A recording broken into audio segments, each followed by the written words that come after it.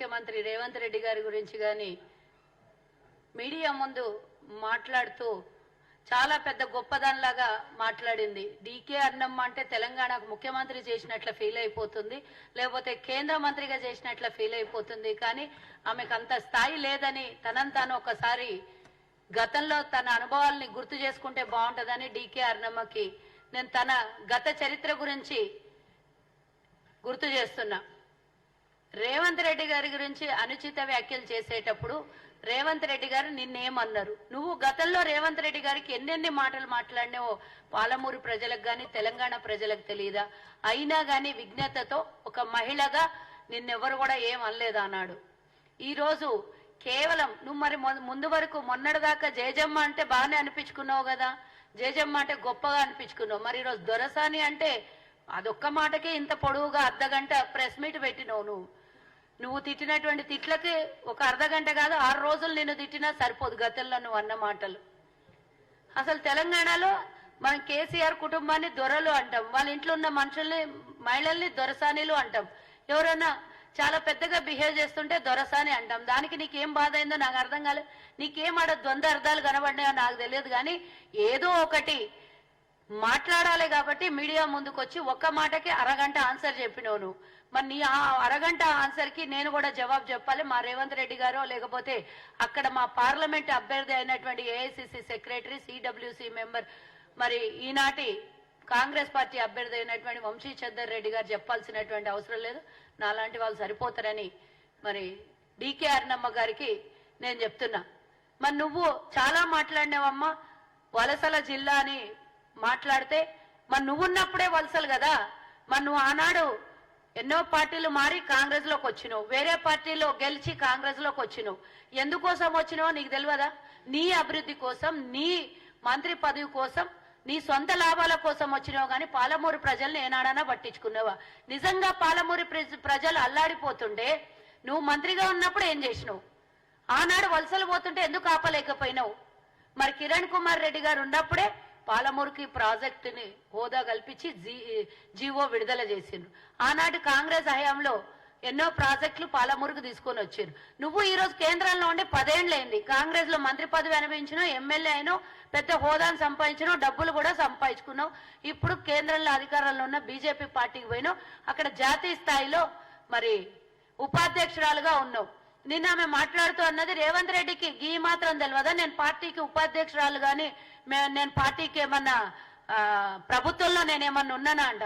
మరి ప్రభుత్వంలో ఉండడం వేరే, పార్టీ వేరే నాకు తెలియదు. ఈరోజు బీజేపీ పార్టీ కేంద్ర ప్రభుత్వాన్ని విడదీసి నువ్వు మాట్లాడితే అసలు జాతీయ హోదాకి నీకు ఉన్నటువంటి విలువకి నాకేందో తెలియదు. మేము కూడా కాంగ్రెస్ పార్టీలో పదవులు అనుభవిస్తున్నాం. ఈ రోజు ప్రభుత్వం అధికారంలో ఉన్నదంటే డెఫినెట్ గా మా వంతుగా మేము ప్రభుత్వంలో ఉంది కాబట్టి మా బాధ్యతని మేము ప్రజలకు అందిస్తాం, మా బాధ్యతల్ని నిర్వర్తిస్తాం.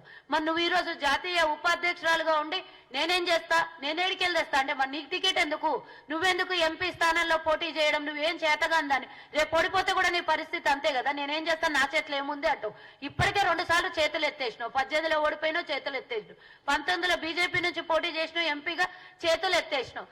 కానీ సోయిలేని మాటలు మాట్లాడి కాంగ్రెస్ పార్టీని నిందించాలి.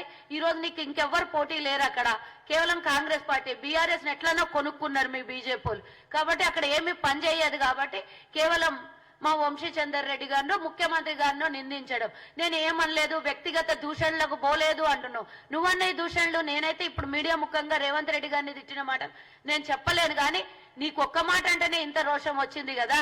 మరి నిజంగానే నీకు ప్రజల మీద నమ్మకము, ప్రజల మీద ప్రేమ, ఆ పాలమూరు జిల్లాకి ఏమన్నా అభివృద్ధి చేయాలి అని అనుకుంటే ఒక్క పరిశ్రమనన్నా తీసుకొచ్చినవా? వలసలు పోకుండా ఆపగలిగినవా? ఆమె నిన్న మళ్ళీ గత ప్రభుత్వాన్ని మెచ్చుకుంటున్నట్టే మాకు అప్పుడు దినం తప్పించి దినం నీళ్ళు వస్తుండే, ఇప్పుడు 3 రోజులైనా నీళ్లు రావట్లేదు అంట. అసలు కాంగ్రెస్ ప్రభుత్వం ఏర్పడింది ఎన్ని రోజులైంది? అసలు కాంగ్రెస్ ప్రభుత్వం వచ్చినాక నీళ్ల కొరత ఎందుకు వచ్చింది? ఎన్ని రోజులైంది నీకు కొరత? అంటే గత ప్రభుత్వం చాలా బాగుంది, మీరు బాగలేరు అన్నట్టు మాకు అంటున్నావా? నువ్వు వాళ్ళని మెచ్చుకుంటున్నట్ట?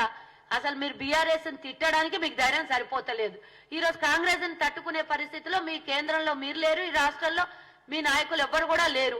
ఓడిపోతావనే భయంతో నీ దగ్గర ఉన్నటువంటి వాళ్ళందరూ, బీజేపీలో ఉన్నటువంటి వాళ్ళందరూ పక్క పార్టీలకు మా కాంగ్రెస్ లోకి వస్తున్నారు. నీకు అసలు అక్కడ స్థానం లేదు.